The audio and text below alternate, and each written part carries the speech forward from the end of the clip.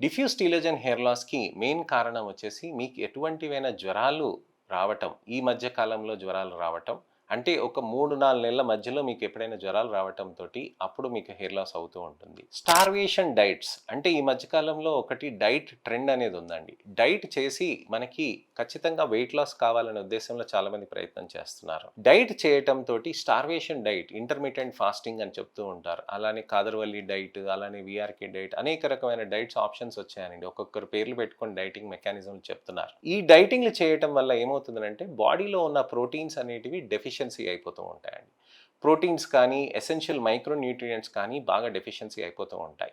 అలా అయిపోయినప్పుడు ఏమవుతాయనంటే వెంట్రుకలకి nutrition supply అనేది జరగకుండా ఉంటుంది. అలా న్యూట్రిషనల్ సప్లై జరగకుండా ఉన్నప్పుడు ఆ హెయిర్ అనేది మనకి రెస్టింగ్ ఫేజ్‌లోకి వెళ్ళిపోతుంది. ఎందుకనంటే బాడీ చెప్తుందనమాట.